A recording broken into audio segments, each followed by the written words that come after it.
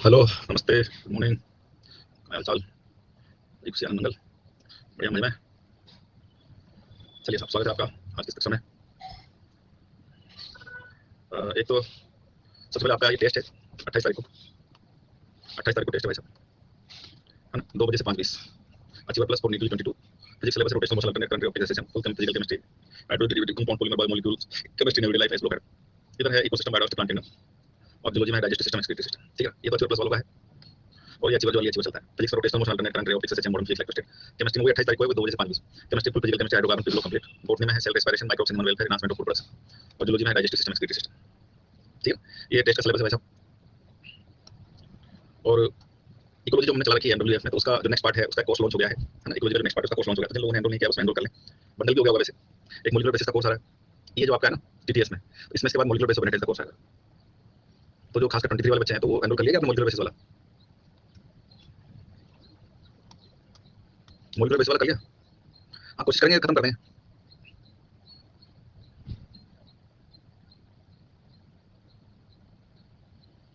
ठीक कर ले यार, दोनों लिख दिया तो ठीक कर ले। इसके बाद इस टाइम पर तो होगा मॉलिक्यूलर बेसिस ऑफ इनहेरिटेंस। ठीक है, molecular basis of inheritance TTS नहीं। और एमडब्ल्यूएफ में जो इकोलॉजी चल रहा था उस इकोलॉजी में आगे कंटिन्यू करें सब। ठीक है, ये ठीक कर ले यार। इसमें फ्रूट लेगूम फिर इसी बात कर रहा है ये। तो फिर इसी में जो है क्या नाम से जयकुमार भी होता है। हाँ, जयकुमार भी होता है ना बस। हाँ, ठीक है। अरे आकृति, आज परख लगाना भूले नहीं है, आज हमें कुछ काम है, बाहर जाना है, तो आज पूरा जर्नी में रहेंगे। तो नेक्स्ट वीक में कर लेंगे मंडे को, या अरे कल भी जाएंगे, कल वापस आएंगे, तो पूरा जर्नी में चलेगा मामला, इसलिए ठीक है। तो नेक्स्ट वीक में कर लेंगे, मंडे ट्यूजडे कर लेंगे, कोई दिक्कत नहीं। और एक मैं रैपिड रिवीजन कोर्स चलाऊंगा आपका 8 रैपिड रिवीजन उधर। ठीक है, मैं घूम नहीं रहा हूँ भाई, शाम को 5 बजे। अरे कहाँ घूम रहा हूँ यार भैया, घूमने नहीं जा रहे हैं, अरे ससुराल भी नहीं जा रहे हैं, ग्वालियर जा रहे हैं मेहुल से मिलने। ठीक है, हाँ, मेहुल है ना, मेहुल पिछली बार आए थे वो सब लोग मिलने, मेहुल और 3-4। हाँ, ग्वालियर जाना पड़ता है ना, काम रहता है इसलिए। मेहुल और 2-3 दोस्त उसके जोड़ में से एक तो एक ने तो कॉलेज में ज्वाइन कर लिया, फिर शादी वादी में जा रहे थे। अरे अलग ही जोड़ा चल रहा है। अरे खा जा मतलब वो गाँव में ना उंगली पकड़ते पकड़ते पोछा पकड़ने लग जाते, तो वैसी स्थिति है तुम्हारी। चलो ठीक है, आज हम बात करेंगे ईटीएस की। ईटीएस की बात करते जल्दी से मैं थोड़ा सा बायोएनर्जेटिक्स बताऊँ आपको, और फिर ईटीएस की बात करेंगे, ईटीएस की थ्योरी की। तो पहले मैं चर्चा कर रहा हूँ बायोएनर्जेटिक्स की। तो सब निपटा दिया कॉमन पाथवे में, सब निपटा दिया कॉमन पाथवे में, जो भी आपने खाया सब निपटा दिया सब। दिव्यांशी ने तो न्यूक्लियस को तोड़ दिया था डाइजेशन में, नहीं वो भी टूटते, लेकिन वो एनर्जी देने में काम नहीं आता सब। ठीक है, मेन चीज जो काम आती है एनर्जी देने में कार्बोहाइड्रेट प्रोटीन आते हैं। और देखो मैंने ये बताया आपको सबके सब कॉमन पाथवे में जाएंगे, तो हम जल्दी से जो है इसको एक बार बायोएनर्जेटिक्स की चर्चा कर लेते हैं। बायोएनर्जेटिक्स का मतलब क्या है, आपको क्या मिला? बायोएनर्जेटिक्स की बात क्यों की जाती है? तो इकोसिस्टम में मैंने आपको पढ़ाई तो वहां पर आपको बताया था। और एक फंडामेंटल बात है बच्चों की, एनर्जी कोई सी भी हो, किसी भी रूप में हो, कतई फोकट में नहीं आती। एनर्जी कोई सी भी हो, किसी भी रूप में हो, कतई फोकट में नहीं आती। और इसलिए जब आप एनर्जी का इन्वेस्टमेंट कर रहे हैं या कहीं भी एनर्जी का इन्वेस्टमेंट किया जा रहा है, तो उसका आउटकम देखना पड़ता है, आउटपुट देखना पड़ता है, मिलता कैसा। तो हम यहाँ ये जो बायोएनर्जेटिक्स की बात कर रहे हैं उसका हमको क्या मिला? तो थ्योरेटिकली जब हम एक ग्लूकोज मॉलिक्यूल को कंसीडर करें एज रेस्पिरेटरी सबस्टेट, एक ग्लूकोज मॉलिक्यूल को कंसीडर करें, हमको एनर्जी पॉइंट ऑफ व्यू से क्या मिला? जल्दी जवाब दे दीजिए सब। तो आप ग्लाइकोलाइसिस चला, ग्लाइकोलाइसिस चला, तो ग्लाइकोलाइसिस में क्या मिला भाई साहब? एनर्जी पॉइंट ऑफ व्यू, जल्दी बोलो जल्दी बोलो। अरे आप एनर्जी का एनर्जी पॉइंट ऑफ व्यू से पूछ रहा हूँ। 2 NADH2 और 2 ATP, और ये ATP कौन से थे? Substrate level phosphorylation. ठीक, ये NADH2 ETS में जाएंगे, और जब ETS में जाएंगे तो ETS में एक NADH2 की एनर्जी से कितने बनते हैं? 3। और एक FADH2 की इलेक्ट्रॉन से उस एनर्जी कितने बनते हैं? और वो दो कैसे बनते हैं, 3 कैसे बनते हैं, समझाऊंगा आपको, चिंता मत करो। वो मैं समझाऊंगा। और एक FADH2 की इलेक्ट्रॉन से उस एनर्जी कितने बनते हैं? और वो दो कैसे बनते हैं, 3 कैसे बनते हैं, समझाऊंगा आपको, चिंता मत करो। वो मैं समझाऊंगा, चिंता मत करो। अभी तो सब जानते हैं ये NADH2 3 बनते हैं, FADH2 2 सबको पता है मेरे हिसाब से। तो ग्लाइकोलाइसिस वाले NADH2 जब ETS में जाएंगे तो एक NADH2 3 तो 2 से कितने? तो 2 से 6। लेकिन ये 6 भी हो सकते हैं, 4 भी हो सकते हैं। ये 6 भी हो सकते हैं, 4 भी हो सकते हैं। ठीक है, ये 4 कैसे? वो शटल का चक्कर है, वो शटल क्या बता दूंगा। ठीक है, तो अभी आप ये मान कर चलिए 6 भी हो सकते हैं, 4 भी हो सकते हैं। एक NADH2 3 मिल सकते हैं, 2 मिल सकते हैं। और ये चक्कर शटल वाला सिर्फ और सिर्फ ग्लाइकोलाइसिस वाले NADH2 के लिए है, और किसी के लिए नहीं है साहब। साइटोप्लाज्म जो है उनके लिए, बाकी किसी के लिए नहीं। ठीक है, अभी समझ में आ जाएगा, छोड़ो उसको, आगे बढ़ते हैं। लिंक रिएक्शन चला है भाई साहब, क्या मैं लिंक रिएक्शन जल्दी एनर्जी पॉइंट ऑफ व्यू से? लिंक रिएक्शन जरा 2 NADH2 और 2 NADH2, अच्छा ये 2 ही हो गए, तो ग्लाइकोलाइसिस में हो गया 8 या 6। ठीक, लिंक रिएक्शन में 2 NADH2 तो कितना हो गया? 6। क्रेब साइकिल में क्या मिले? एक ग्लूकोज चला रहे हैं तो 6 NADH2, 6 NADH2 से 6 18 ATP, 2 FADH2, 2 2 4 और 2 ATP, कितना हो गया? 8 4 12 2 14 4 से लगे 1 2 24। ठीक है, तो 24 हो गया। ये ग्लाइकोलाइसिस का हो गया, ये लिंक का हो गया, क्रेब्स का हो गया। और आप इन तीनों को जोड़ दो तो आएगा 38 या 36। तो net gain of ATP from 1 molecular glucose 38 और 36, और सही दोनों 36 कुछ नहीं है। तो 38 चलो भाई साहब, 38 चलो। एनसीईआरटी का जो नया आया है उसमें फिर 38 हो गया। इससे पहले वाला चल रहा था, आप कुछ किताब कुछ एनसीईआरटी में आपको जो है क्या नाम से 36 मिलेगा, है ना? कुछ में 36 मिलेगा, जो पुराना एडिशन है 2017 के बाद जो एडिशन आया है 18 में, 17 18 के बाद उसमें 32 कर दिया। उससे पहले वाला 36 था, और उसके पहले जो एडिशन था उसमें पहले 38 था। मतलब बदलते रहते हैं वो, बदलते रहते हैं। जो पहला एडिशन था उसमें 38 था, फिर बीच में आया तो 36 हो गया, फिर आप वापस go करते तो वापस 38। तो दोनों सही है, क्यों सर? क्या फिर वही लकीर पकड़ दो यार, दोनों सही है ना भाई। 38 भी सही है, 36 भी सही है, शक्ल का चक्कर शक्ल बताऊंगा आपको। ठीक है, तो अगर मान लो ये दोनों ऐसे आएंगे नहीं, 99.99% ये तय है कि ऑप्शन में 36 38 दोनों नहीं मिलेंगे, ग्लूकोज में भी दोनों नहीं मिलेंगे, और मिल जाए दोनों तो 38 लग रहा है, नहीं मिलेंगे तो 38 मिलेगा, 36 तो मिलेगा। ठीक है, चलो आ जाता है। अब साहब ये तो, अरे उन्हें कोई विकास कुमार भोट कंफ्यूजन नहीं है यार, दोनों बातें सही है, कंफ्यूजन नहीं है, दोनों बातें सही है, कंफ्यूजन नहीं है। वो एनसीईआरटी आप समझ नहीं रहे हो, कितनी बार बोला मैंने, ये दूरगामी विजनरी, जो छोटी सी बात कह करके बहुत कुछ कहना कहा जाता है, उस टाइप की किताब, आप समझो इस चीज को। दुनिया में इनसे सबसे बड़ा मूर्ख नहीं है जो कहेगा एनसीईआरटी में गलत लिखा है, वो खुद मूर्ख हो सकता है, एनसीईआरटी नहीं हो सकती। बहुत लेवल है यार, बहुत लेवल है, बहुत, जैसे भगवत गीता है ना, तो भगवत गीता का एक श्लोक जो है उसका हजारों व्याख्या है, और कुछ भी गलत नहीं है, ये समझ लीजिए आप। अब ये आपकी बुद्धि पर डिपेंड करता है कि आप कितनी व्याख्याओं को समझ पाते हैं, आई बात समझ में।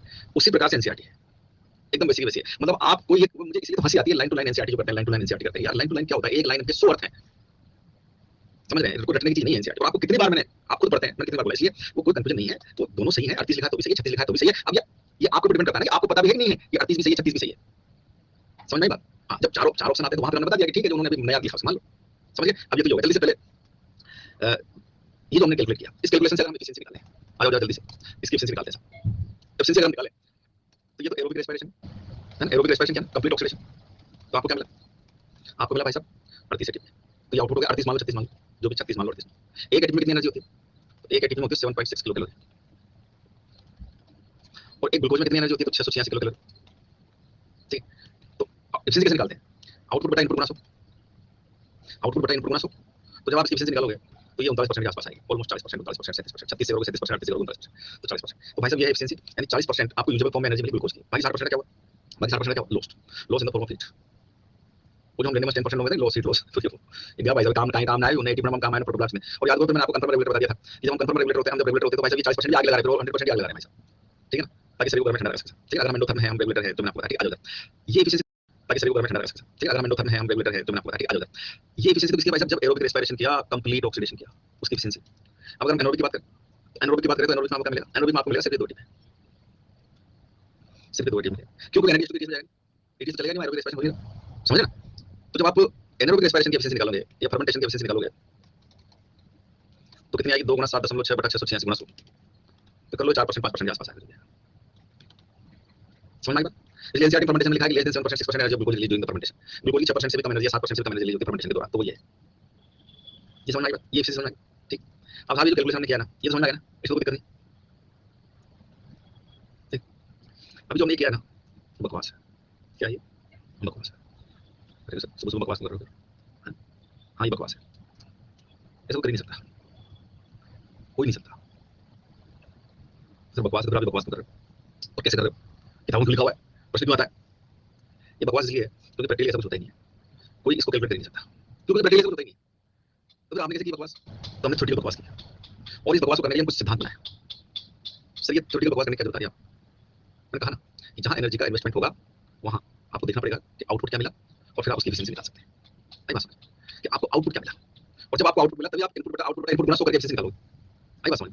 तो देखिए ये हमने क्यों किया, ताकि हम, क्योंकि यार एनर्जी, मैंने कहा ना आपको, एनर्जी कोई सी भी हो, कतई पॉकेट में नहीं आती, मुंह में कुछ भी पटकोगे पेट में पहुंचेगा, रेस्पिरेशन में जाएगा, वो पॉकेट में नहीं आया है। आज का न्यूज़ पेपर पढ़ लो, दैनिक भास्कर, गेहूं की कीमत 59% तक बढ़ी, अगर ये हालत रहा तो पूरे देश में 60%, मतलब 30% से ज्यादा लोग भुखमरी का शिकार हो जाएंगे 2030 तक, अगर ये स्थिति आज के दैनिक भास्कर पढ़िए, आई बात समझ में। आज के दैनिक भास्कर पढ़िए, उसमें एडिटोरियल वाला पेज, उसमें पता चलेगा आज, ठीक है, 59 प्राइस हाइक हुआ है गेहूं का पिछले 10 साल में, सरकार को इसलिए एक्सपोर्ट रोकना पड़ा, सरकार को समझ में आया कि बहुत बुरी हालत हो सकती है इस बार गेहूं की वजह से। 1 मिनट।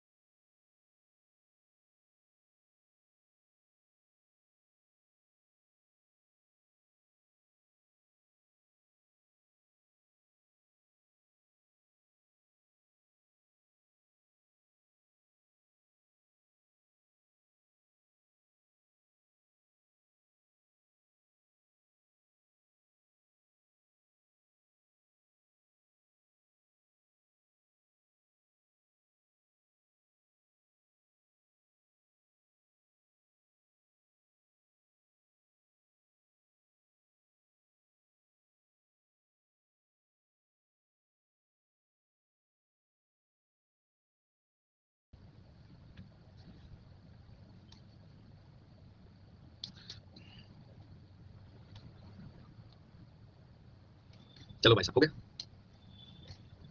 मुझे मुझे हंसी तो तुम्हारे तुम्हारे जो है उस पर आती है, मतलब कितना फोकस हो आप लोग है, कितना चिंतित रहते हो मेरे को लेकर के, कितनी भावनाएं हैं आपकी, एकदम ज्वार उमड़ पड़ता है आपका, है जैसे कोई फोन आता है ज्वार, भावनाओं का ज्वार उमड़ पड़ता है, पता नहीं वो मतलब मेरे लिए है या किसी और के लिए है भावनाएं आपकी, है ना।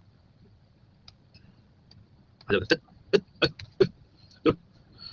तो भाई साहब, तो भाई साहब ये हमने क्यों किया, ये इसलिए करना है क्योंकि एनर्जी कोई सी भी होती है फोकट में ना, मुंडे में पेट में कुछ पटकोगे तो वो फोकट में नहीं आएगा, तो आप एनर्जी को सीधी बात हासिल करने के लिए इन्वेस्टमेंट करते हैं, तो फिर आपको उससे आउटपुट क्या मिलता है, तो ये एफिशिएंसी जानने के लिए हमने किया। तो सबसे पहले तो एक चीज समझ लीजिए, और क्योंकि लोगों को समझ नहीं आती बात, और इसलिए इतने बकवास क्वेश्चन चला रखे हैं भाई साहब, पूछो मत, मैं तो परेशान हो गया, तो ये नहीं करना। ये टोटल अजम्पशन बेस्ड कैलकुलेशन है, क्या थ्योरेटिकल कैलकुलेशन है, अजम्पशंस बेस्ड कैलकुलेशन है। कुछ सिद्धांत आप सुनना ध्यान से, प्रैक्टिकल बात समझना, इस बात मैं क्यों कह रहा हूं कि लोगों को ये समझ नहीं है, कुछ भी सवाल पूछ लेते हैं और अपने हिसाब से कुछ भी उत्तर देते हैं, ये इसलिए क्योंकि जो चीज है नहीं, जो शुद्ध काल्पनिक हो, समझ रहे हैं मेरी बात को, समझना, जो शुद्ध काल्पनिक हो, तो फिर उस चीज के नियम आप निर्धारित कर रहे होते हैं, और फिर जो नियम निर्धारित कर दिए गए हैं उन नियमों का पालन कर रहे होते हैं। आई बात समझ में, दो दोस्त हैं तो उन्होंने कुश्ती करने का मन बनाया, तो भाई साहब कुश्ती तो कुछ नियमों के आधार पर करेंगे ना, तो दोस्त है और दुश्मन बनने के लिए कर रहे हैं, वो तो मनोरंजन के लिए कर रहे हैं, तो कुछ नियम बनाएंगे और भाई देखिए ये जीतेगा जाएगा, ये ऐसा होगा इतने पॉइंट लेके जीतेगा जाएगा, होता है, समझ रहे। तो भाई साहब ये काल्पनिक गणना है, ठीक है, और जब आप काल्पनिक गणना करते हैं उस पर आप सवाल पूछ रहे होते हैं, तो भाई साहब आपको ये पता होना चाहिए कि ये काल्पनिक गणना किस आधार पर की जा रही है, तो जो सवाल पूछ रहा है ना उसको भी ये पता होना चाहिए कि मैं जो सवाल पूछ रहा हूँ एक काल्पनिक गणना के आधार पर, थ्योरेटिकल कैलकुलेशन के आधार पर पूछ रहा हूँ, जो एक अजम्पशन बेस्ड कैलकुलेशन है, तो मेरे दिमाग में क्लियर रहना चाहिए कि बच्चा जवाब भी उस अजम्पशन के आधार पर देगा। समझ में आ गई बात, मैं सवाल भी अजम्पशन के आधार पर पूछूंगा और जवाब भी मुझे अजम्पशन के आधार पर, अब आप उन अजम्पशन से डिवीट नहीं हो सकते, और अगर आप डिवीट हो रहे हो तो आपको पता ही नहीं कि ऐसा भी होता है कि नहीं होता, तो पहले तो इसलिए मैंने कहा कि जो भी हमने किया ये टोटल बकवास है, ऐसा कुछ भी नहीं होता है, ये करना पॉसिबल नहीं। तो फिर हमने किस आधार पर किया, कुछ प्रिंसिपल्स के आधार पर, तो जब हम ये कैलकुलेशन कर रहे होते हैं तो चार सिद्धांतों को मानकर चल रहे होते हैं। पहला सिद्धांत क्या, तो पहला सिद्धांत ये है कि जब हम ये कैलकुलेशन कर रहे होते हैं तो मान के चल रहे होते हैं respiratory substrate glucose, respiratory substrate glucose, तब हम ये मान करके चल रहे हैं कि रेस्पिरेटरी सबस्टेट ग्लूकोज है और ग्लूकोज का एक मॉलिक्यूल है, ठीक, पहला अजम्पशन तो ये है। अब देखिए क्यों ये पॉसिबल नहीं है ये भी समझिए, अब प्रैक्टिकल बात करें, ये तो थ्योरेटिकल हो गया, अजम्पशन हो गया, रेस्पिरेटरी सबस्टेट ग्लूकोज, अब प्रैक्टिकल बात करें तो आप प्रैक्टिकली सोचो, आप क्या पॉसिबल है सेल में, किसी भी सेल में ऐसा संभव है कि respiratory substrate only only glucose, भाई असंभव है। अरे रोटी भी खाओगे तो कुछ ना कुछ तो ग्लूकोज के अलावा ग्लिसरॉल फैटी एसिड मिलेंगे, समझिए बात, तो भाई it is not possible, because reality तो ये है कि रेस्पिरेटरी सबस्टेट सभी होते हैं। तो हमने इस कैलकुलेशन को करने के लिए अजम्पशन मान लिया कि respiratory substrate only only glucose, respiratory substrate only only glucose, ठीक। दूसरा अजम्पशन क्या, तो दूसरा अजम्पशन ये है कि साहब there is complete oxidation of the respiratory substrate, इस रेस्पिरेटरी सबस्टेट क्या है, कंप्लीट ऑक्सीडेशन, ये हो गया, बस। जब कोई सवाल पूछा जाएगा सेल्फ अंडरस्टूड है कि कंप्लीट ऑक्सीडेशन हो रहा है, मतलब वो नहीं लिखेगा तब भी सेल्फ अंडरस्टूड है कंप्लीट ऑक्सीडेशन हो रहा है, ठीक है। तीसरी बात कि no respiratory intermediate use of any kind of biosynthesis, कोई रेस्पिरेटरी इंटरमीडिएट किसी तरह के बायोसिंथेसिस में काम नहीं आएगा, ठीक। अब आप सोच के देखो प्रैक्टिकली ऐसा हो सकता है, हम तो कह रहे हैं एम्फिबोलिक प्रोसेस है भाई साहब, रेस्पिरेटरी इंटरमीडिएट जो हम खा रहे हैं उसका एक बड़ा हिस्सा प्रोटोप्लाज्म में काम आ रहा है, बड़ा हिस्सा बनाने में काम आ रहा है, और अगर आप प्रैक्टिकली सोचिए मान लो एक ग्लूकोज से दो पायरुवेट एसिड बने, अब दो पायरुवेट एसिड थे दोनों चले गए उधर अमीनो एसिड बनाने में, आप एक कैलकुलेशन बकवास नहीं हो गया। अगर मैं दूसरे जंक्शन पर जाऊं, दूसरे जंक्शन पर जाऊं फिर आप कंप्लीट ऑक्सीडेशन मान लो एनरोबिक रेस्पिरेशन, आपका सारा कैलकुलेशन बकवास नहीं हो गया, रेस्पिरेटरी सबस्टेट काम आ गया, सब बकवास नहीं हो गया। तो जब हमने ये कैलकुलेशन किया तो हमने क्या माना कि कोई रेस्पिरेटरी इंटरमीडिएट किसी तरह के बायोसिंथेसिस में काम नहीं आ रहा, प्रैक्टिकल बात ये है, और इसलिए हमने ये कैलकुलेशन करने की अजम्पशन ये क्रिएट कर लिया। और चौथी बात, all the step of respiration occurs sequentially one after another, सारे स्टेप हो रहे हैं एक के बाद एक क्रम अनुसार, ग्लाइकोलाइसिस के 10 स्टेप, फिर लिंक रिएक्शन, फिर क्रेब्स साइकिल, फिर बताओ प्रैक्टिकली संभव है ऐसा पॉसिबल है, आप सोचो प्रैक्टिकली सेल में ऐसा पॉसिबल है क्या, मतलब है। मान लीजिए ग्लिसरॉल से फैटी एसिड से स्टाइल कोएंजाइम मिला, फैटी एसिड से स्टाइल कोएंजाइम मिला, अब फैटी एसिड से स्टाइल कोएंजाइम मिला तो उसका क्रेब्स साइकिल में जाएगा ना। अच्छा एक बात बताओ, ये तो ठप्पा लग रहा है किसी बायोमोलिक्यूल पर एसिटाइल कोएंजाइम पर, तो देखो ये एसिटाइल कोएंजाइम है ग्लूकोज वाला है, तो इसको तो काउंट करो, और ये जो एसिटाइल कोएंजाइम है ये तो उसका फैटी है, इसको करो। और ये बात मैंने आपको इकोलॉजी में बताई थी, आपने बकरी का मांस खाया, आपने भेड़ी का मांस खाया, शेर का मांस खाया, चने का पकौड़ा खाया, तो आप इसे थोड़ी डिस्टिंग्विश करेंगे पाओ कि अमीनो एसिड बकरी के मांस से आया है कि इसे भेड़ी के मांस से सिर्फ इस चीज डिस्टिंग्विश करेंगे, 10% उससे लगा रहे हो आप मोटर, समझा था ना आपको। तो ऐसे कैसे आपकी सेल को पता है ये एसिटाइल कोएंजाइम ग्लिसरॉल से आया है, इसको काउंट नहीं करना है, ये एसिटाइल कोएंजाइम ग्लूकोज वाला, इसको क्यों ग्लूकोज करते हो, समझ लो। तो हमने अज्यूम कर लिया, ठीक है, हमने हाँ रोशनी और चने की पकौड़ी बजा नहीं, ठीक है ना। अरे जो और मैं बताऊं आपको, मैं आपको चैलेंज करता हूं, मैं चैलेंज करता हूं, ये जितने भी इकोलॉजी पढ़ा रहे हैं ना, जितने भी लोग इकोलॉजी पढ़ा रहे हैं ऑनलाइन में ऑफलाइन में, उनको आप ये सवाल पूछ लेना, आप सवाल का जवाब तो आपने अगर ये खाया पावर चने का आटे का पकौड़ा, पावर भेड़ी के मांस का, पावर बकरी के मांस से, तो आपको इन चारों से एनर्जी से मिलेगी, डिफरेंट मिलेगी, है ना। और फिर पूछना ओके डिफरेंट मिलेगी, तो उससे पूछना कैसे, तो उसकी जो मूर्खता वो चला जाएगी उसमें, ठीक है ना। वैसे 99% मुझे यकीन है आप इससे पूछोगे डिफरेंट मिलेगी, ठीक है। और फिर कहते सेम, तो उससे ये पूछ लेना कि सेम कैसे मिलेगी, ठीक है ना। मैं बता रहा हूँ आपको, इसलिए इस चीज को समझिए, मैं चैलेंज कर रहा हूँ किससे पूछना ऑनलाइन ऑफलाइन में ये सवाल, लेने में 10% लोग किसी को समझ में नहीं आता, सब बकवास कर, किसी को समझ में नहीं आता, लेने में 10%, इतना चैलेंज के साथ कर रहा हूँ, ठीक। आ जाओ इधर। तो भाई साहब सेल को ये नहीं पता कि ये एसिटाइल कोएंजाइम ग्लूकोज वाला है या फेट वाला है, सेल इन चक्करों में नहीं पड़ती भाई साहब, ठीक है ना। और इसलिए हमने अजम्पशन किया, हमने अज्यूम किया, क्या अज्यूम किया, हमने ये अज्यूम किया कि भैया सारे स्टेप हो रहे हैं सीक्वेंशियली वन आफ्टर अनदर, ठीक है। छोड़ो उसको, छोड़ो उसको, छोड़ो उसको छोड़ दीजिए, आप इधर आ जाइए, इधर आ जाइए। जैसे गोबर वहां चल रहा है वैसे गोबर पेट में चलता है। अब जो लोग इस बात को समझ नहीं पा रहे, जो लोग इस बात को समझ नहीं पा रहे, वो क्या कर रहे हैं, वो कुछ भी पूछ रहे हैं भाई साहब, कुछ भी बकवास किया जा रहा है। मतलब ऐसे क्वेश्चन मिल जाएंगे आपको, मतलब हंसी आती है मेरे को। ठीक है, वो ये पैराग्राफ भेज दो रहमत, तो आया ना रहमत, तो पैराग्राफ भेज जहां ये लिखा हुआ है, ये लिखा हुआ है एजम्पशन वाला, ये लाइन में मैं बता दूं तो क्या है कि कई अभी क्या क्लास में बैठे, ये वाला ये जिसमें ये एजम्पशन वाली बात की जो अपन डिस्कस कर रहे हैं, डाउट ऑफ है page number 234 the respiratory balance sheet, page number 234 14.5 respiratory balance sheet. Teacher मैं तो गणी गणी है, गणी लोग हैं, कई सारे लोग हैं ऐसे, कई स्टूडेंट्स हैं ऐसे जो मेरे, और अच्छी बात है, सीखना चाहिए, किसी से सीख करके कुछ काम करने में कोई बुराई नहीं, कोई गलत नहीं है ना। पर आप अपने आप को सूर मत समझो, है ना, आता जाता कुछ ना हो, वो मुझे बकवास लगता है वैसा, बकवास लगता है वैसा, है ना। और सबसे बड़ा बच्चों को उल्लू बनाओ। आगे भाई आगे देखो, it is possible to make calculation of the net gain of ATP from every glucose molecule oxidized, but in reality this can demand only theoretical exercise। ये चीज को पकड़ो। कई बार क्या होता है, बच्चे लाइन लेके आते हैं मेरे पास, ये लाइन लेकर जाते हैं हमेशा, और क्या कहते हैं, सर आपने तो कहा था रेस्पिरेटरी इंटरमीडिएट बायोमोलिक्यूल सिंथेसिस में काम आते हैं, carbohydrate so none of the intermediate pathway are utilised synthesis in other compounds, इसमें लिखा हुआ है सर। अरे आप बहुत बोला ना यार, ये assumptions these calculation can be made only on certain assumption। ठीक है, फिर आगे लिखा है, but this kind of assumptions are not really valid in living system, all pathways work simultaneously and do not take place one after another, substrate enter the pathway and withdrawn from each and when necessary, ATP utilized as when needed, enzymatic rates are controlled by multiple means, here it is useful to exercise the beauty and efficiency of the living system, appreciate the beauty and efficiency of the living system in extraction and storing energy, hence there can be ATP molecule। समझ गए भाई साहब ये क्या पढ़ रहे थे हम, इसलिए मैंने कहा कि ये बकवास है, ये बकवास हम क्यों कर रहे हैं, समझ में आ गई। अब जैसे एक क्वेश्चन जो गोबर चल रहा है भाई साहब, एक क्वेश्चन जो गोबर चल रहा है, मैं वो आपसे पूछ लेता हूँ।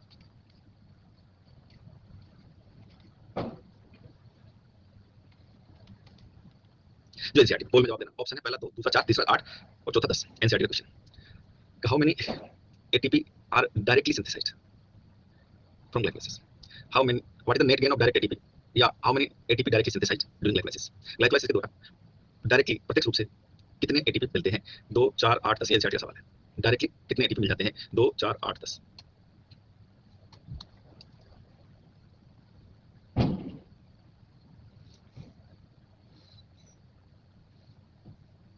ये देखो हो गया ना, कर दिया गोबर, केवल 48% लोगों का जवाब सही, बाकी सब जवाब गलत है। डायरेक्ट एटीपी का मतलब किसकी बात कर रहा है, अब लिखा हुआ है, ऑफिशियली लिखा हुआ है कोचिंग के मॉडल में डायरेक्ट 4 एटीपी बनते हैं। अब इससे बड़ा कोई भोंट हो सकता है, मैंने कभी आज दिन तक बताया सबसे केवल से 4 बनते हैं, दिखाया तो है कि 4 बनते हैं, लेकिन मैंने कभी कहा, मैंने क्या कहा, हमेशा 2 ही बनते हैं। क्यों, अरे भैया 2 पहले खर्च हुए हैं, जब आप ये असम्पशन बैठ के मतलब बैठ कैलकुलेशन कर रहे हो, थ्योरी कैलकुलेशन कर रहे हो, तो उसमें जो खर्चा हो रहा है उसको नहीं हटाओगे, हां मतलब सोचो आप जो 2 खर्चे हुए हैं उनको नहीं हटाओगे आप। 4 कौन बताता है, 4 लिखे हुआ है, लिखा हुआ है 4,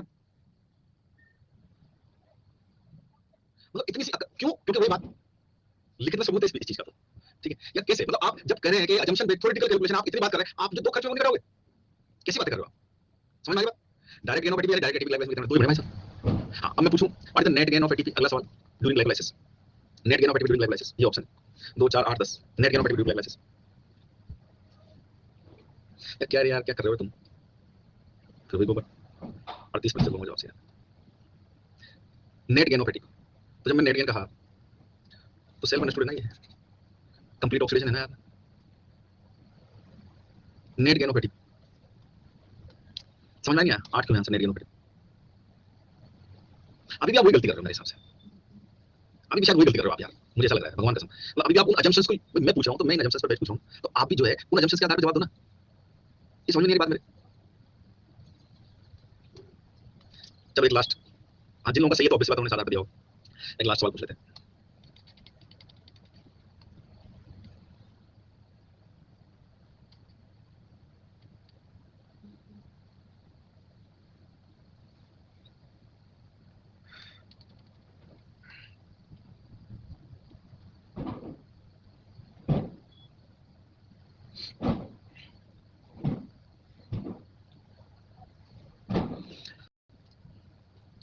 How many ATP are obtained? How many ATP are obtained from 1 ton of Krebs cycle? How many ATP are obtained from 1 ton of Krebs cycle during complete oxidation of self-understood glucose and oxidation? समझ में आई question, समझ में आया। How many ATP are obtained from 1 ton of Krebs cycle? 2, 4, 24, 50 थोड़ा कठिन है, थोड़ा दिमाग लगाना, लॉजिक लगाना, assumptions यूज करना। एक Krebs साइकिल के 1 टन से कितने एटीपी की प्राप्ति होती है, नेट प्राप्ति होती है 1 टन से, 2, 4, 24, 15। मुझे पता, मैंने जो सवाल पूछा है उसका जवाब दो। आपके सामने ये ऑप्शन है, सवाल है, सीधी सी बात है, मैं फोन करके सर ये ऐसा प्रश्न है सर, ये कहां चलाना है इसको,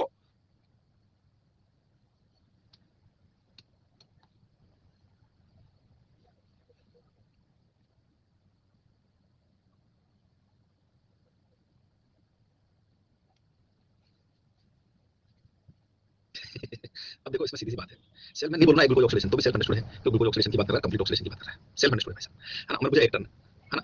अब यहाँ 12 और 15 होता है, 1 टन का मतलब ये है कि भाई 1 क्रेब साइकिल, तो थोड़ा और कंफ्यूजन बढ़ जाता है, 12 चलाओ 15 चलाओ, भाई ये तो हो नहीं सकता, ये हो नहीं सकता, ये 2 टन में मिल रहे हैं। मैंने 1 टन की बात की, 12 15 होता तब ज्यादा कंफ्यूजन, तब भी फिर ज्यादा सही आंसर तो 15 ही होता है, क्योंकि ट्रायल वैसे चलाते हैं, ठीक है ना।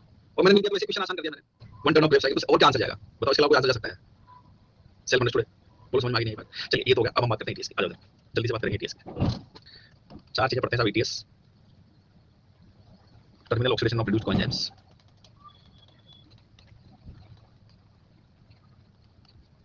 ऑक्सीडेटिव फास्फोराइलेशन,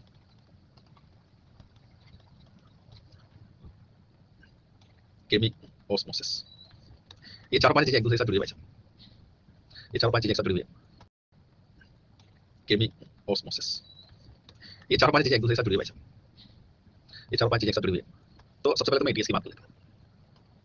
माइटोकॉन्ड्रिया में ईटीएस 4 तरह के इलेक्ट्रॉन कैरियर से मिलकर बनता है, एफएमएन, एफईएस प्रोटीन, उबिक्विनोन या इसको आप कोएंजाइम भी कह सकते हैं, एंड साइटोक्रोम्स। साइटोक्रोम्स जो हैं ये 3 तरह के होते हैं, बी, सी और ए। ए 2 तरह के होते हैं, A1 एंड A3, सी 2 तरह का होता है, C1 एंड C। ठीक, ईटीएस जो बात मैं बता चुका हूँ, दिमाग लगा मेरा प्लीज, दिमाग लगा बना। ईटीएस बोलते क्या, electron transport system, electron transport system, the sequential arrangement of electron, electron वाहकों की क्रमिक व्यवस्था। तो पहली बात तो माइटोकॉन्ड्रिया में बात कर रहे हैं, तो माइटोकॉन्ड्रिया में ईटीएस कहाँ पाया जाता है, तो माइटोकॉन्ड्रिया इनर माइटोकॉन्ड्रिया। दूसरी बात, जैसे कहा इलेक्ट्रॉन ट्रांसपोर्ट सिस्टम, इलेक्ट्रॉन परिवहन तंत्र, इलेक्ट्रॉन वाहकों की व्यवस्था, तो सूर्य वाहक नाम की चीज, कैरियर नाम की चीज कहाँ मिलती है, जल्दी मेम्ब्रेन। तो ये कौन सी मेम्ब्रेन, इनर माइटोकॉन्ड्रिया। किसके बने होते हैं, कैरियर किसके बने होते हैं, प्रोटीन, तो ऑब्वियस बात है सब प्रोटीन। रही बात खास बात की ये इलेक्ट्रॉन कैरियर है, तो इलेक्ट्रॉन कैरियर कैसे प्रोटीन होते हैं, मेटल प्रोटीन या कंजुगेटेड प्रोटीन। जिनमें नॉन प्रोटीन पार्ट क्या होता है, मेटल आयन, मेटल आयन जो अधिकांश में क्या होता है, जो अधिकांश में क्या होता है आयरन, कुछ में क्या होता है, कुछ में क्या होता है कॉपर। तो मतलब बता जल्दी से, कॉपर कंटेनिंग कौन है, कॉपर कंटेनिंग कौन है, अरे साइटोक्रोम आकृति लिख दिया आगे, कुछ नयन भोंट मिर्जा जी कुछ लिख दो आगे, साइटोक्रोम क्या है, इतने सारे साइटोक्रोम, A1 A3 इनमें होता है कॉपर, बाकी सब होता है ठीक, कॉपर कंटेनिंग। दूसरी बात, अधिकांश में लेकिन उसमें कॉपर और यहाँ कॉपर वाला साइटोक्रोम A1 साइटोक्रोम A3।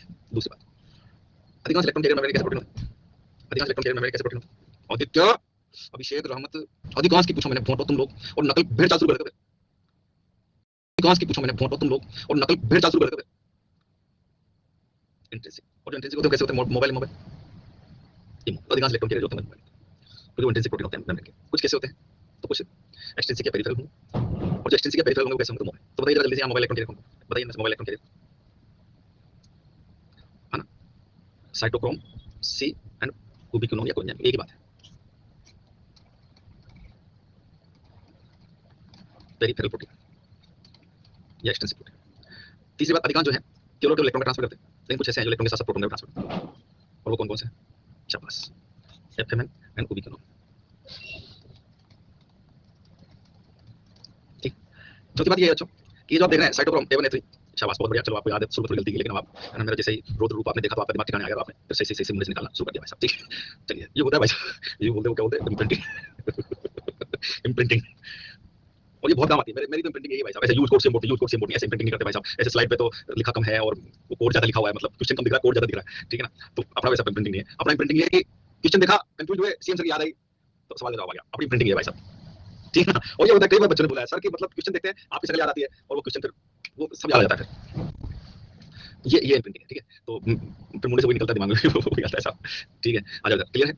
अब दूसरी बात, यहाँ जो A1 A3 भाई साहब, इन दोनों को लगा के बोलते हैं एंजाइम, साइटोक्रोम ऑक्सीडेज, क्या बोलते हैं, साइटोक्रोम ऑक्सीडेज। ये जो A1 A3 भाई साहब, ये साइटोक्रोम ऑक्सीडेज, इसकी 2 सबनेट्स है साहब, ठीक है ना, 2 सबनेट्स है, ठीक है ना। और याद रखिए मैंने बताया था आपको, इनमें आयरन भी होता है साहब, ठीक है, इनमें आयरन भी होता है, लेकिन यहाँ इलेक्ट्रॉन ट्रांसफर करने के लिए कौन जिम्मेदार होता है, कॉपर जिम्मेदार होता है, इनमें आयरन भी है साहब, ठीक है ना, लेकिन इलेक्ट्रॉन ट्रांसफर के लिए कॉपर जिम्मेदार होता है, ठीक है। इसी को कॉम्प्लेक्स 4 भी कहते हैं, अभी मैं आपको कॉम्प्लेक्स बताऊंगा, इसी को कॉम्प्लेक्स 4 भी कहते हैं, वो भी बताऊंगा।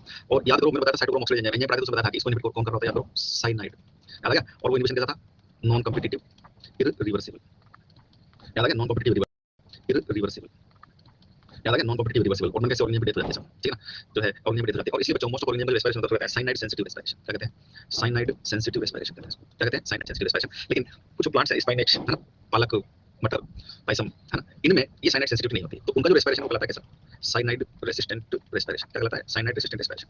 ये किन में देखने को मिलता है, ये स्पाइनेशिया, पायसम, वो स्पाइनेशिया मतलब पालक, ठीक है ना, पालक एक ही बात है, स्पाइनेशिया को स्पाइनेच को एक ही बात है, ठीक है ना। तो पालक और मटर, यानी इनमें जब साइनाइड इंजेक्ट किया जाता है डेथ मिलती है। तो पहली बात तो इनका रेस्पिरेशन कैसा होगा, इनका होगा साइनाइड रेसिस्टेंट। तो मन में आता है कि साइटोक्रोम ऑक्सीडेज नहीं है, तो है, लेकिन एक इस प्रकार का साइटोक्रोम ऑक्सीडेज जो साइनाइड से नहीं मिलता, एक इस प्रकार का साइटोक्रोम ऑक्सीडेज है जो साइनाइड से इनहिबिट नहीं होता, उसको बोलते हैं अल्टरनेट साइटोक्रोम ऑक्सीडेज।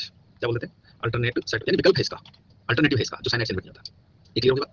ठीक है यार रहमत, एक बार फिर से वो ईटीएस का फोटो भेज यार, एनसीईआरटी वाला, एनसीईआरटी वाला फोटो भेज ईटीएस का यार, जल्दी भेज, मैं खोलता हूं डाउट, तुम फोटो निकाल दे, पेज नंबर 233 है ना ईटीएस का फोटो, वो भेज दे देना कर, तो दे देना यार।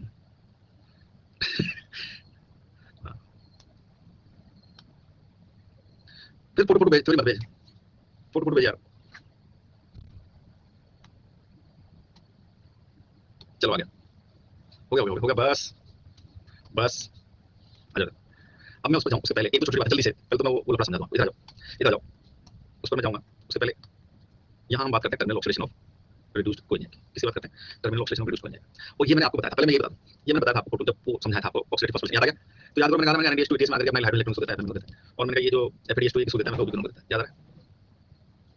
ठीक, मैं वो समझाऊं उससे पहले जब हमने कहा intrinsic protein extrinsic protein, photo में दिख रहे हैं ना, ये देखो इंट्रिंसिक प्रोटीन है, फिर मैंने फेस प्रोटीन है, साइटोक्रोम बी, साइटोक्रोम C1, ठीक है ना, ये इंट्रिंसिक दिख रहा है ना, ये भी इंट्रिंसिक, ये 5 कॉम्प्लेक्स, ये 5 कॉम्प्लेक्स है नहीं, 5 कॉम्प्लेक्स इंट्रिंसिक प्रोटीन नहीं है, ये 5 कॉम्प्लेक्स, ये 5 कॉम्प्लेक्स है नहीं, 5 कॉम्प्लेक्स इंट्रिंसिक प्रोटीन नहीं है, ठीक है। और आप देख लो ये पेरिफेरल जो घूम रहे हैं, एक तो साइटोक्रोम सी हो गया, एक दोनों देख लो घूम रहे हैं, समझिए। अब देखो ये मैंने आपको बताया था, इसमें तकनीकी समस्या क्या है, इधर आओ, अब देखो इसमें तकनीकी समस्या क्या है कि NADH2 आकर यहाँ दे दी, लेकिन मैंने सिखाया आपको कि NADH2 के लिए तो मेम्ब्रेन इंपरमेबल होती है, बोलोगे सुन, अब NADH2 की मेम्ब्रेन इंपरमेबल होता है, NADH2 आया कैसे? तो पहले तो मैं बताऊं आपको कि हर NADH2 को यहाँ ETS में पहुंचने के लिए मेम्ब्रेन क्रॉस करने की जरूरत है, ये माइटोकॉन्ड्रिया साहब, ये माइटोकॉन्ड्रिया साहब, ठीक। अब अगर आप गौर से देखो, सब निपटा दिया, कार्बोहाइड्रेट प्रोटीन सबका ऑक्सीडेशन कॉमन पाथ में होगा, मैक्सिमम NADH2 NADH2 कहां मिले? लिंक रिएक्शन क्रेब साइकिल, और लिंक रिएक्शन क्रेब साइकिल कहां होता है? माइटो, और ETS कहां चल रहा है? ETS तो चल रहा है मेम्ब्रेन, ETS तो मेम्ब्रेन में चल रहा है, ये आउटर मेम्ब्रेन में मैट्रिक्स में हो रहा है लिंक रिएक्शन क्रेब साइकिल, यहाँ से जो NADH2 वगैरह मिला, क्या उसको सच में मेम्ब्रेन क्रॉस करने की जरूरत है क्या? नहीं है ना। तो समस्या किसके साथ है? समस्या है जो आउटसाइड द माइटोकॉन्ड्रिया है, साइटोप्लाज्मिक NADH2 या ग्लाइकोलाइटिक NADH2, तो समस्या तो है ना, समस्या तो है ना, क्योंकि इनको यहाँ तक पहुंचना पड़ेगा, अब यहाँ तक पहुंचना पड़ेगा तो इनको मेम्ब्रेन क्रॉस करनी पड़ेगी, बोलो यस और नो। तो समस्या का समाधान क्या? तो समस्या का समाधान है शटल सिस्टम, और ये शटल सिस्टम क्या पाया जाता है? तो ये पाया जाता है ओनली एंड ओनली यूकेरियोट्स। तो पहले तो मन में सवाल आता है कि प्रोकैरियोट्स में नहीं पाया जाता, क्यों नहीं पाया जाता? अच्छा पहले तो प्रोकैरियोट्स में एटीएस चलता ही चलता है, चलता ही चलता है, पता चला कितनी बार बता दिया कि हां अरे ईमान यार बावड़ा हो रहा है क्या, मेरे को रेस्पॉन्स नहीं करता बैक्टीरिया, बावड़ा चलता है ना, कहां चलता है? तो मेसोसोम में चलता है। अब अगर मैं कहूं बैक्टीरिया में एटीएस कहां मिलेगा? या तो मेसोसोम मेम्ब्रेन, मेसोसोम मेम्ब्रेन क्या होती है? प्लाज्मा मेम्ब्रेन होती है, प्लाज्मा मेम्ब्रेन होती है, पता है ना आपको, बैक्टीरिया पढ़ाया था तो ये इनफोल्डिंग्स, तो प्लाज्मा मेम्ब्रेन इनफोल्डिंग होती है ना। अब बताओ वहां मेम्ब्रेन बाउंड्री स्ट्रक्चर तो है नहीं, वहां साइटोप्लाज्म चल रहा है, सब कार्यक्रम क्रेब साइकिल वगैरह, और मैं प्लाज्मा मेम्ब्रेन में दे दिया भाई साहब, that's why there is no need of shuttle system, shuttle system की जरूरत नहीं है कि प्रोकैरियोट्स में, ठीक है ना, क्योंकि वहां मेम्ब्रेन बाउंडेड होगी नहीं, यूकेरियोट है। नो, अब इसको शटल क्यों कहा जाता है? पहले तो ये चीज क्लियर करो। तो भाई साहब किदाम्बी श्रीकांत और वो 2-3 लड़के कौन है भाई साहब, थॉमस कप में पहली बार भारत में झंडे गाड़ दिए, है ना, क्या नाम है उनके? और 2 और कौन है वो 3-4 लड़के क्या है भाई साहब जिन्होंने अभी थॉमस कप जीता ना भाई, पहली बार शटलर। हाँ एक लक्ष्य सेन है, लक्ष्य सेन, और एक किदाम्बी श्रीनाथ, और हाँ आफ्टर 72 इयर्स थॉमस कप, पहली बार थॉमस कप जीता भाई साहब 72 इयर्स के बाद। ये बहुत बड़ा अचीवमेंट है भारत का, पता है? चिराग शेट्टी, हाँ चिराग शेट्टी, किदाम्बी श्रीनाथ, अक्षय सेन, और एक लड़की भी है, वो भी लड़की भी तो है, उसका नाम, हाँ इंडोनेशिया, इंडोनेशिया जीता भाई साहब, इंडोनेशिया चाइना जापान वगैरह ये जीता उसमें, हाँ सात्विक सिराज, वो नंबर याद नहीं आ रहा अभी, अरे लगी नहीं थी उसमें, मैच चैंपियनशिप है, ठीक है। तो वो किसी दूसरी जगह जीती होगी यार, वो किसी दूसरी जगह जीती होगी यार, अभी एक शटलर, अच्छा ठीक है चलो, अब वो तो मैंने, इनको बस एक ही नाम याद है, हाँ एक जरीन, हाँ बॉक्सिंग में अभी वो वर्ल्ड चैंपियन बनी है, यस वो वर्ल्ड चैंपियन बनी है बॉक्सिंग की, एंड वो 5वें 6वें नंबर की भारतीय महिला है जो, हाँ वर्ल्ड चैंपियन बनी है, चलो 5वें नंबर की, हाँ आ जाओ, अरे प्लीज। तो मैं ये बात क्यों कर रहा था, मैं थॉमस कप की बात की, ये अक्षय सेन और क्या नाम से किदाम्बी श्रीनाथ, और क्या नाम है उसका एक और तीसरा लड़का भी बताया था, तो ये तीनों जो हैं चिराग शेट्टी, तो ये शटलर है, तो बताओ शटल का मतलब क्या होता है? इनको शटलर भी कहते हैं, ये जो चिराग शेट्टी और अक्षय सेन और किदाम्बी श्रीनाथ ये शटलर है। अब बताओ शटल का मतलब क्या होता है?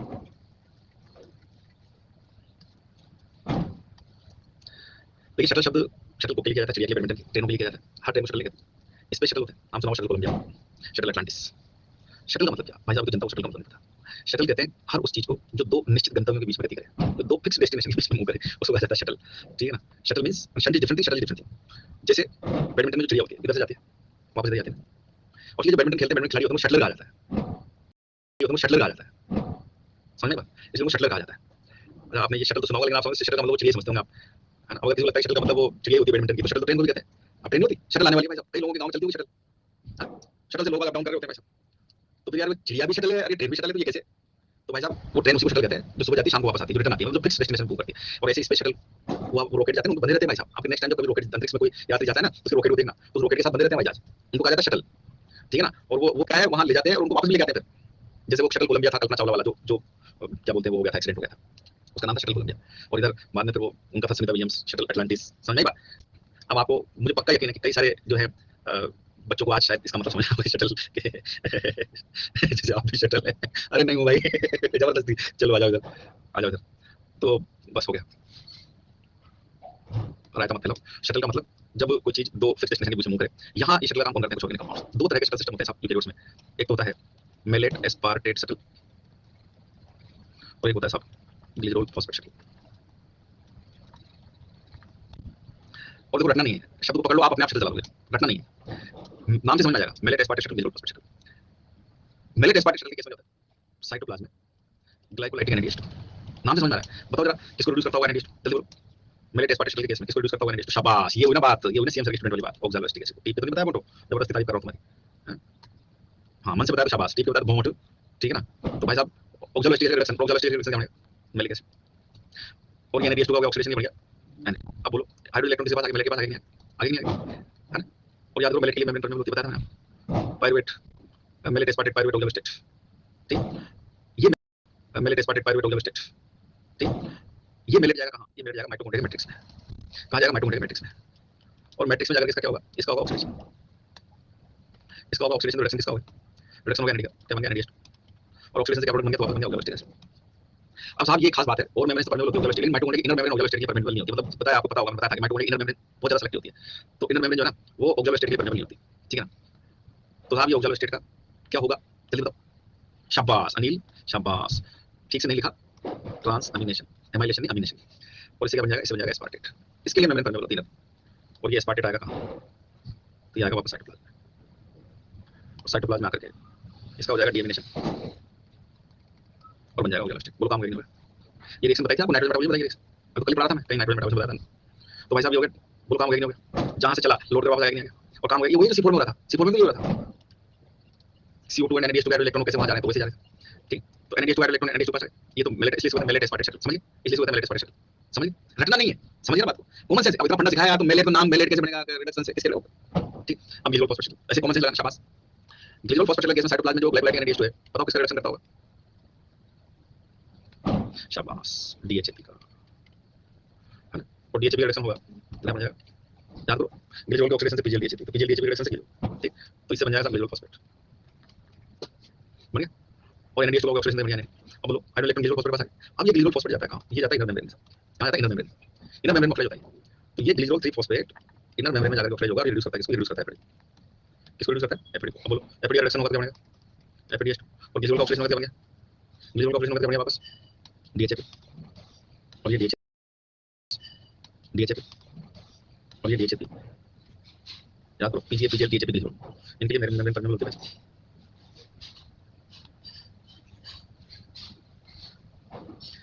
वो ब्रह्मास्त्र दिए थे, वो आ रहे काम, समझ में आई बात, वो आ रहे ना काम, वो इसलिए ब्रह्मास्त्र पहले देते हैं, ठीक है ना। तो चीजें समझने में आसानी हो जाती है। बोलो वही नहीं हुआ, चक्कर क्या पड़ा, चक्कर ये पड़ा भाई साहब। In case of malate aspartate shuttle, जो NADH2 थे, NADH2 आयरन इलेक्ट्रॉन किसके पास आ गया, NADH2 के पास। In case of glycerol phosphate shuttle, NADH2 iron electron किसके पास है, FADH2 के पास। और इसी हमने वो ग्लाइकोलाइसिस में गणित किया था, 6 और 8, NADH2 से 6 और 4 बताया था, लिखा है अभी तो अगर मैंने 6 बताया था तो किस शटल के हिसाब से बताया था, मेलेट एस्पार्टेट शटल।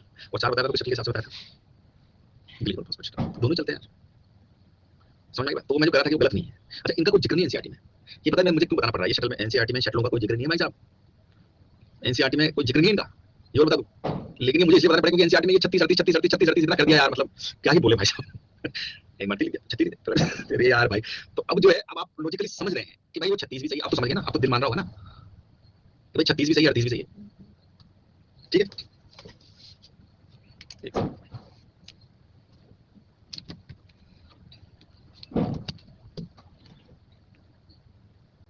दूसरी बात,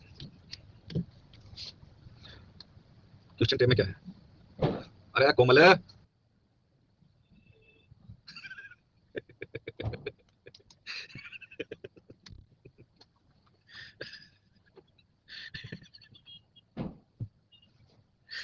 ये सही था, चुनाव चिन्ह ब्रह्मास्त्र। ठीक है, चलिए आ जाओ इधर। रुको रुको, इसको निपटाने दो। ये शब्द समझ में आ गया था? शब्द समझ में आ गया? जल्दी से 2 मिनट में बात खत्म करता हूँ और फिर हाँ अरे बनाएंगे बनाएंगे। भाई और बहनों, भाई और बहनों, देवियों सज्जनों, हमारा राजनीति का स्टार्ट करेंगे, ऐसा भी समय आएगा। ठीक है, पर अभी ध्यान, अभी शांति रखिए, अभी पढ़ाई में ध्यान लगे। 17 जुलाई को एग्जाम आपका, अभी हमें फालतू पेपर नहीं पढ़ना है। ठीक है भाई और बहनों, आ जाओ आ जाओ। तो भाई साहब शक्ल समझ में आ गया, इसको रखने की जरूरत नहीं है, क्योंकि NDS two electron FDS two पास आ गया, इसलिए एफडीएस टू जहां चलेगा तो 280 बनेंगे और एनडीएस टू एनडीएस पर स्थिति बनेगी। अब एक छोटी सी बात और खत्म करता हूं, और वो ये है कि ये जो माइटोकॉन्ड्रिया है, इसके जो ये कंपोनेंट्स हैं, एक तो मैंने सरल भाषा में समझाया कि 5 तरह के कैरियर है, 5 टाइप के कैरियर है। अब इसको थोड़ा टेक्निकल भाषा में, तो 5 तरह के कॉम्प्लेक्सेस, माइटोकॉन्ड्रिया में 5 तरह के कॉम्प्लेक्सेस, हम लोग माइटोकॉन्ड्रिया 5 तरह के कॉम्प्लेक्सेस मिलकर बनाया था। और वो 5 तरह के कॉम्प्लेक्सेस क्या हैं? तो देखिए एक्चुअल में इंट्रिंसिक प्रोटीन्स को कॉम्प्लेक्स कहा है। इंट्रिंसिक प्रोटीन जो है उसको कॉम्प्लेक्स कहा है।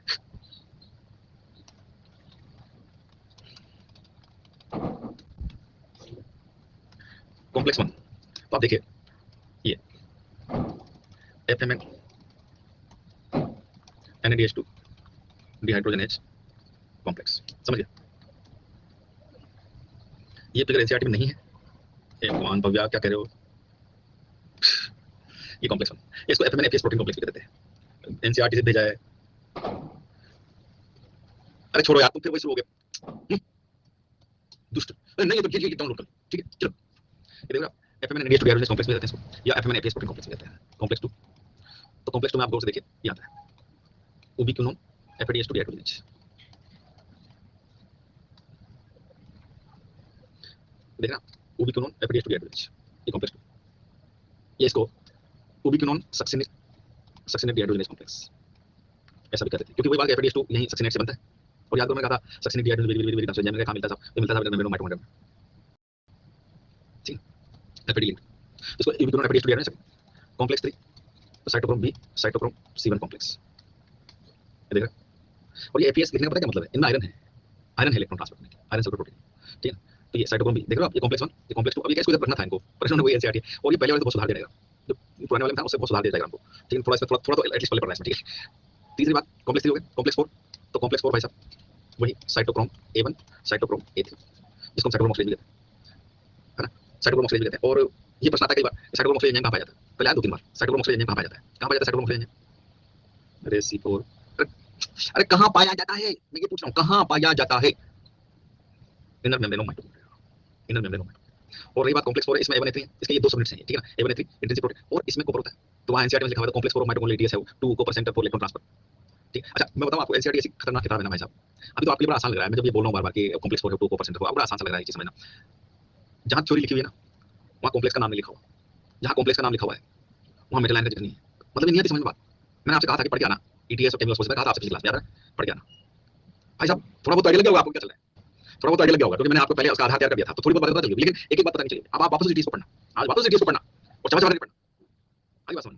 और केमियोस्मोसिस भी आपको फिर अब आज तो मैं केमियोस्मोसिस नहीं बताऊंगा, ठीक है। तो आपको परसेंटेज वाली केमियोस्मोसिस पढ़ना, बस ये कॉम्प्लेक्स बता दूं फिर मैं क्लास खत्म कर रहा हूं, और जानना है मुझे, थोड़ा सा काम है, तो इसलिए कॉम्प्लेक्स 4 हो गया। और कॉम्प्लेक्स 5 क्या है? तो कॉम्प्लेक्स 5 है साहब एटीपी सिंथेज कह देते हैं इसको, या फिर F0 F1 पार्ट, बस केमियोस्मोसिस बचा देता है, केमियोस्मोसिस बचा कुछ फर्मेंटेशन की बात करेंगे, ठीक है। केमियोस्मोसिस बचा देता है, केमियोस्मोसिस बचा कुछ फर्मेंटेशन की बात करेंगे, ठीक है। तो कॉम्प्लेक्स 5 जो है ये देखो आप, ये इसको कहा जाता है F0 F1 ATP synthase, head में होता है एटीपी सिंथेज, 2 पार्ट होता है बताया मैंने आपको, ठीक है। और ये एंजाइम पेप्टाइड करता है, हेड में वो कॉन्फिगरेशन चेंज जाता है, वो मैं आपको समझाऊंगा। अब देखो यार इसको रखने की जरूरत है, अपने आप समझो, ऐसे ध्यान रखो। NADH2 इसको देता है, तो NADH2 डिहाइड्रोजनेज कॉम्प्लेक्स, FADH2 इसको देता है, तो विग्नोन को, तो FADH2 ubiquinone dehydrogenase complex, successive dehydrogenase complex. फिर इंट्रिंसिक साइटोक्रोम B7, चौथा A1 A3 इसमें कॉपर है, और 5 है। तो ये सारा कॉम्प्लेक्स का बात हो गया। टर्मिनल ऑक्सीडेशन की बात होगी, ऑक्सीडेटिव फॉस्फोरिलेशन की बात कर लेते हैं, आ जाता है। ऑक्सीडेशन हो गया, NADH2 FMN को दे दिया, मैंने बता दिया था, ऑक्सीडेटिव फॉस्फोरिलेशन समझा दिया था, एक बार फिर जल्दी से बोल देता हूं।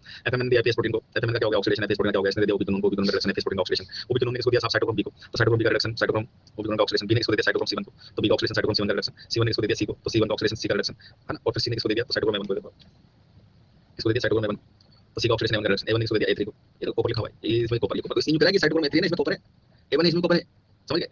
तो ऐसे ही कह रहा है कि इसमें एपीएस है, एपीएस है, ये ना B में साइटोक्रोम C1 में एपीएस है इलेक्ट्रॉन ट्रांसफर करने के लिए, समझ गए? हर स्टेप पे क्या हो रहा है, हर स्टेप पे क्या हो रहा है, हर स्टेप पे क्या हो रहा है, ऑक्सीडेशन रिडक्शन, क्या रिलीज हो रही है एनर्जी, कौन रिलीज कर रहा है? इलेक्ट्रॉन, इलेक्ट्रॉन के पास कहां से इलेक्ट्रॉन के पास कहां से? हाँ ऑर्गेनिक कंपाउंड के ऑक्सीडेशन, ठीक है शाबाश। इलेक्ट्रॉन के पास कहां से? इलेक्ट्रॉन के पास ऑर्गेनिक कन्वर्जन लाइन बोला किसी ने, ठीक है, ऑर्गेनिक कंपाउंड के ऑक्सीडेशन से। और आप उस इलेक्ट्रॉन की एनर्जी के कारण हो गया एटीपी का फास्फोरिलेशन, बन गया एटीपी, तो बोलो बच्चा कौन सा फास्फोरिलेशन, कौन सा फास्फोरिलेशन? ऑक्सीडेटिव फास्फोराइलेशन, अब बचा इसमें सिर्फ केमियोस्मोसिस। देखो इसमें जो चीजें हम पढ़ते हैं मैंने सारी बातें बता दी है। ईटीएस बता दिया, टर्मिनल ऑक्सीजन रिलीज कौन बता दिया, ऑक्सीडेटिव फास्फोरिलेशन बता दिया, और बचा केमियोस्मोसिस। अरे आरक्यू आरपी छोड़, चिंता केमियोस्मोसिस मजेदार चीज। अब आप फोटोसिंथेसिस रेस्पिरेशन दोनों केमियोस्मोसिस पढ़ गए साहब। अभी तो एक दो लेक्चर होंगे ना इसमें, अभी तो दो लेक्चर होंगे इसमें, एक लेक्चर बचा हुआ है,